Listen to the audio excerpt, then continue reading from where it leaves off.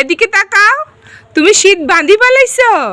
হাত কই? হাত হাত বাই। হাতে মোজা পরছ। টুপি কই? টুপি মাথায় টুপি কই? এই তো। মুজু কই? মুজু পা, তোমার পায়ের মুজু মুজু পরছ। শীত বাঁধি পালাইছে কেমন? টুনটুনি শীত বাঁধি পালাইছ? শীত আর লাগে? ফাতিহা ফাতিহা। আসসালামু আলাইকুম। আমার প্রিয় ভালোবাসার মানুষদের জানাই থ্রি সিস্টার চ্যানেলে আমন্ত্রণ। আশা করি সবাই ভালো আছেন। আলহামদুলিল্লাহ, আল্লাহর রহমতে আমরাও ভালো আছি। দুপুরে খাওয়া দাওয়ার পরে বিকেলবেলা পাথিয়াকে নিয়ে একটু দুষ্টুমি করতেছিলাম সিঁড়িতে বসে। তখনই আমার এক চাচি এই যে দেখেন আমাদেরকে কি দিয়ে গিয়েছে। বলেন তো এগুলো কি? কে কে চিনতে পেরেছেন কমেন্টে কিন্তু জানাবেন।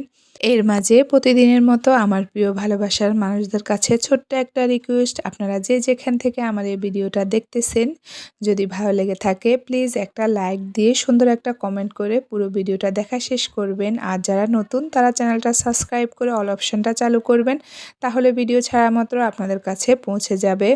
আর এই তো এখন কিন্তু আমি বলে দিচ্ছি, এগুলো হচ্ছে খেজুর গাছের রস।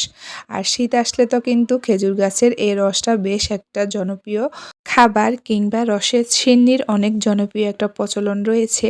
আর যে চাচি দিয়ে গিয়েছে সেই সাথে কিন্তু আমরা সিন্নি রান্নার এই যে প্রস্তুতি শুরু করে দিয়েছি। এখানে কিশমিশ বাদাম ভেঙে নিয়েছি, তারপরে নারিকেল, এলাচ, দারচিনি, তেজপাতা, সাথে এই তো চালও ধুয়ে নিয়েছি।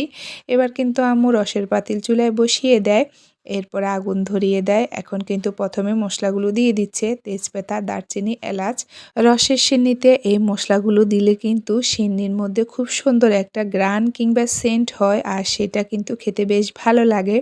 আর এই তো এখন কিন্তু বলক আসার জন্য আম্মু অপেক্ষা করতেছে। আর বলক আসার পরে এখন ধুয়ে রাখা যে চালগুলো নিয়েছি, চিনি গুঁড়া চাল, এগুলো কিন্তু এখন রসের মধ্যে দিয়ে দিয়েছি।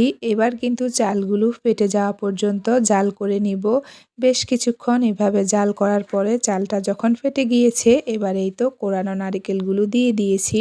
তারপরে এখানে বাদাম, কিশমিশ এগুলো রসের মধ্যে দিয়ে দিলাম। এবার কিন্তু ঘনত্ব যতটুকু প্রয়োজন কিংবা আপনারা যেরকম ঘন খেতে পছন্দ করেন সেই পর্যায়ে আসা পর্যন্ত জাল করে নেবেন।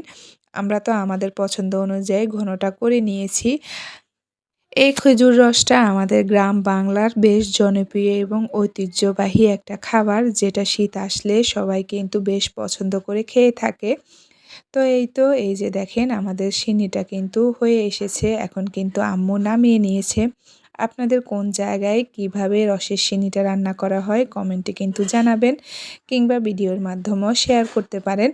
তারপরে এই তো এখন কিন্তু আমি ঘরে নিয়ে আসি আর সবার জন্য কিন্তু বেড়ে নিচ্ছিলাম।